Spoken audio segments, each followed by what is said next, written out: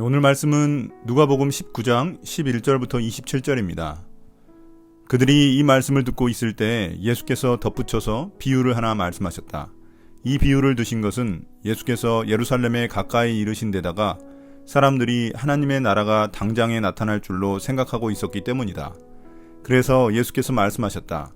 귀족 출신의 어떤 사람이 왕위를 받아가지고 돌아오려고 먼 나라로 길을 떠날 때에 자기 종 10사람을 불러다가 10문화를 주고서는 내가 올 때까지 이것으로 장사를 하여라 하고 말하였다. 그런데 그의 시민들은 그를 미워하므로 그 나라로 사절을 뒤따라 보내서 우리는 이 사람이 우리의 왕이 되는 것을 원하지 않습니다 하고 말하게 하였다. 그러나 그 귀족은 왕위를 받아가지고 돌아와서 은화를 맡긴 종들을 불러오게 하여 각각 얼마나 벌었는지를 알아보고자 하였다. 첫째 종이 와서 말하였다. 주인님, 나는 주인의 한 문화로 10문화를 벌었습니다. 주인이 그에게 말하였다. 착한 종아, 잘했다. 네가 아주 작은 일에 신실하였으니 10고을을 다스리는 권세를 차지하여라. 둘째 종이 와서 말하였다. 주인님, 나는 주인의 한 문화로 5문화를 벌었습니다. 주인이 이 종에게도 말하였다.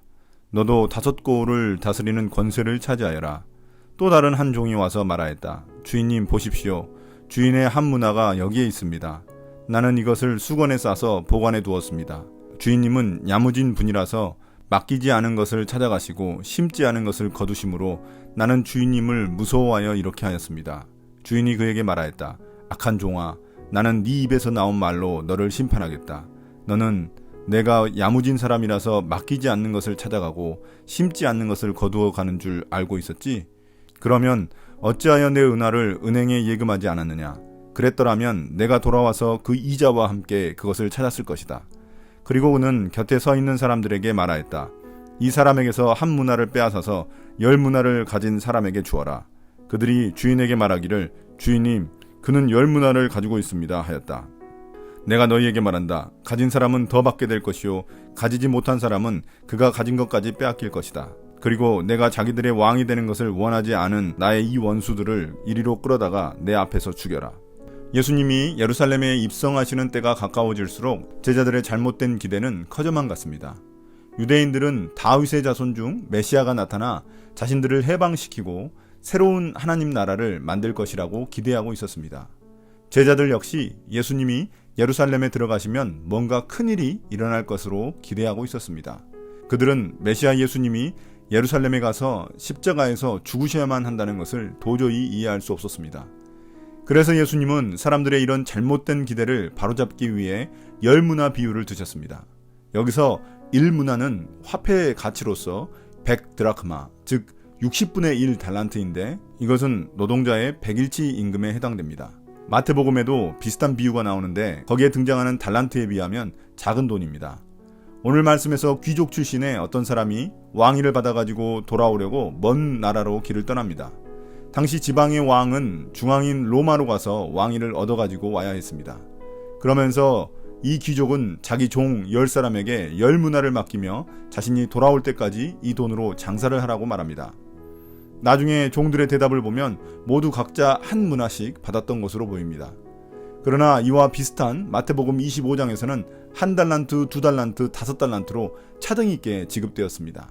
아마도 누가복음 저자는 동일한 능력이 주어져 어떤 차이를 만드는지에 대해서 초점을 맞춘 것입니다. 15절을 보면 귀족 주인은 종들에게 일종의 테스트를 한 것입니다. 그들이 장사를 잘하면 더 많은 권한과 책임을 맡기려고 했던 것입니다.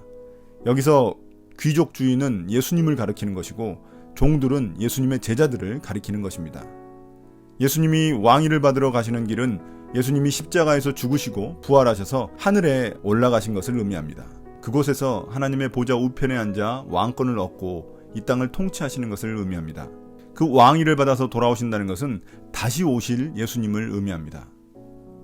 그런데 14절을 보겠습니다. 이상하게도 그 귀족이 다스리는 도시 시민들은 그 귀족을 미워하고 그가 자신들의 왕이 되는 것을 원하지 않습니다. 그래서 몰래 사절단을 파견하여 자신들의 의견을 전달하고 이 일을 방해하려고 합니다. 귀족이 왕위를 받지 못하도록 회방하는 시민들의 모습은 예수님을 거부하던 유대 지도자들과 종교 지도자들을 의미합니다. 그들은 예수님을 반대했고 예수님의 메시아 왕으로서의 통치권도 거부했습니다. 그래서 27절에 보면 결국 그들은 심판의 대상이 되고 맙니다. 이제 귀족 주인이 왕위를 받고 돌아오자 종들의 보고를 받았습니다. 첫 번째 종과 두 번째 종은 각각 한 문화를 가지고 10문화와 5문화를 벌었다고 주인에게 보고했습니다. 그러자 주인은 둘 다 착한 종이라고 칭찬하시며 이런 작은 일에 신실했으니 각각 10고을과 5고을을 다스리는 권세를 주시겠다고 말씀하셨습니다. 반면 세 번째 종은 달랐습니다. 그는 주인이 야무진 사람이라고 오해해서 돈을 수건에 싸서 그대로 보관했습니다. 그러니 한 문화 그대로 있었던 것입니다.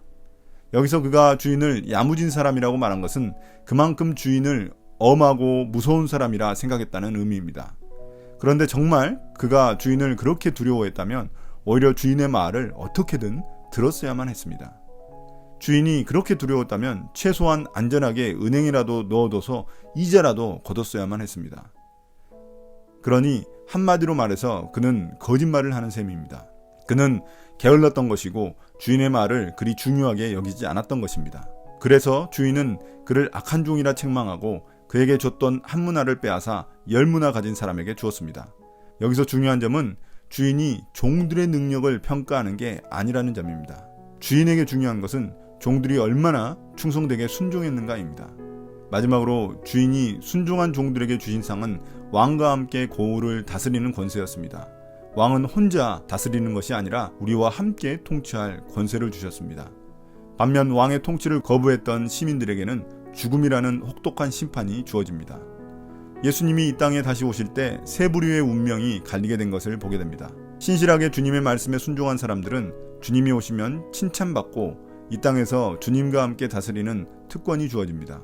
반면 하나님 말씀에 순종하지 못한 사람들은 책망을 받고 주어졌던 한 문화, 즉 자신의 구원조차 잃게 됩니다.